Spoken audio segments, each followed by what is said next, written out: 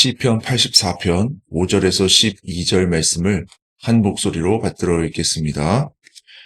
주께 힘을 얻고 그 마음에 시온의 대로가 있는 자는 복이 있나이다.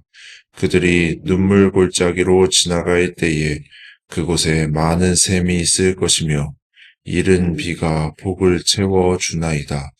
그들은 힘을 얻고 더 얻어 나아가 시온에서 하나님 앞에 각기 나타나리이다.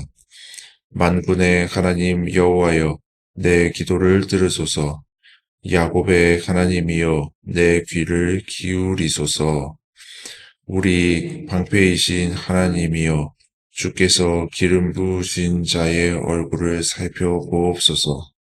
주의 궁정에서의 한 날이 다른 곳에서의 첫날보다 나은즉 낙인의 장막에 사는 것보다 내 하나님의 성전 문지기로 있는 것이 좋사오니 여호와 하나님은 해요 방패이시라. 여호와께서 은혜와 영화를 주시며 정직하게 행하는 자에게 좋은 것을 아끼지 아니할 것임이니이다. 만군의 여호와여, 주께 의지하는 자는 복이 있나이다. 아멘. 코로나 바이러스가 한창 창궐할 때 교회에서는 한창 화두가 되었던 것이 있습니다.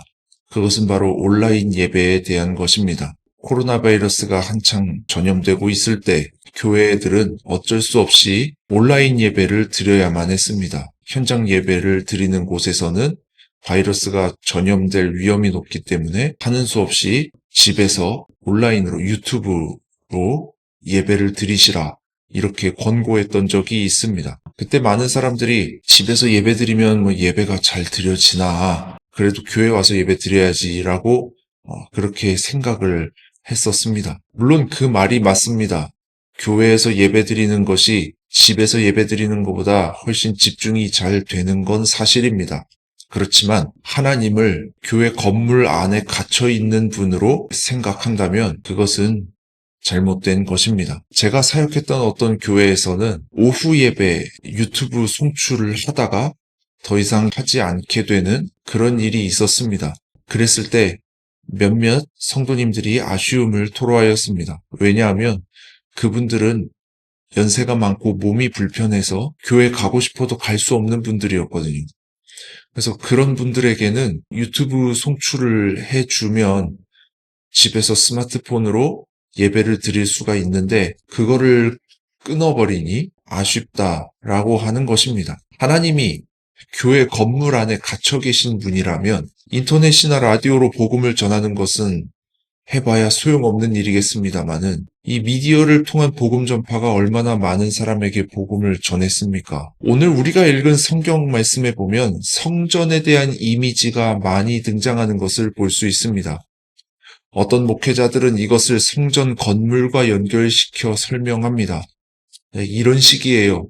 교회 건물에 와서 예배드리면 더 많은 복을 받을 수 있고 교회 건물에 와서 예배드리면 하나님을 더 깊이 만날 수 있다. 이런 거죠. 하지만 우리가 읽은 말씀에 나오는 이 성전이라는 것은 성전 건물을 뜻하는 것이 아닙니다. 왜냐하면 예수님께서 이렇게 말씀하셨거든요. 요한복음 4장 21절 말씀입니다.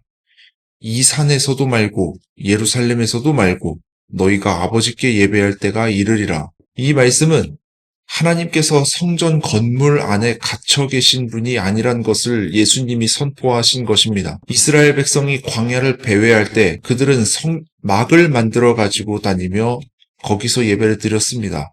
성막이란 거룩한 장막, 즉 거룩한 텐트라는 뜻입니다. 하나님은 한 곳에 갇혀 계신 분이 아닙니다. 그러므로 시편 기자가 말하는 성전을 교회 건물로 이해해서는 안 됩니다. 이것은 우리 자신이 성막이 되어서 우리가 거하는 그곳이 하나님을 예배하는 곳이 되고 우리가 살아가는 그곳이 하나님의 임재가 느껴지는 곳이 되어야 한다라는 것입니다. 부디 하나님을 교회 건물 안에 갇혀 계신 분이라고 오해하지 마시기 바랍니다. 하나님이 세상을 이처럼 사랑하사 독생자를 주셨으니라고 요한복음 3장 16절에 나와 있습니다.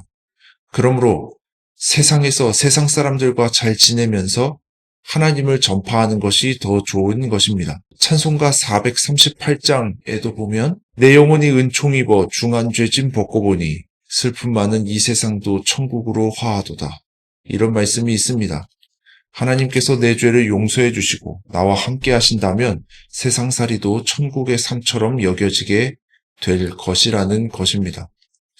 오늘 우리가 읽은 말씀에도 보면 이렇게 고백하는 것을 볼 수 있습니다. 시편 84편 6절입니다. 그들이 눈물 골짜기로 지나갈 때에 그곳에 많은 샘이 있을 것이며 이른 비가 복을 채워주나이다. 시편의 기자가 말하는 성전이란 하나님이 함께 계시는 곳을 이르는 말입니다. 하나님이 함께 계시면 눈물 골짜기에도 생수의 샘이 열릴 것입니다. 하나님이 함께 하시는 곳에서는 메마른 땅이 해갈하는 은혜가 있을 것입니다. 하나님이 함께 하시는 그곳에서는 이 메마른 땅도 그 메마름을 해결하는 은혜가 있을 것이에요. 그러므로 우리는 하나님을 교회 이 건물 안에 갇혀 계신 분이라고 생각하지 말고 하나님 우리와 함께 하시는 분, 우리가 가는 그곳이 바로 예배하는 곳이 된다라는 것을 기억하면서 세상을 살아가야 할 것입니다. 종교개혁자 마르틴 루터는 자신을 핍박하는 교황으로부터 피신해서 성에 갇혀 살았습니다. 그곳에서 그는 독일어 성경을 완성하였습니다.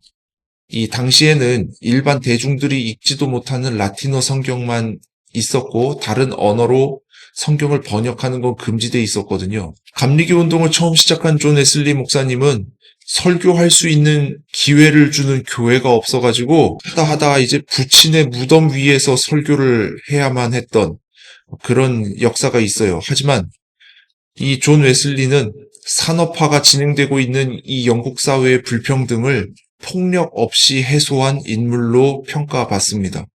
이처럼 하나님과 함께하는 사람은 어딜 가든지 메마른 곳에 샘이 열리는 은혜를 경험하게 될 것입니다. 우리도 그렇게 되기를 원합니다. 이제 적용의 말씀을 드리며 설교를 마무리하고자 합니다. 적용의 말씀입니다. 내가 서 있는 그곳에서 하나님을 높이는 삶을 삽시다. 은혜가 있기를 간절히 소원합니다.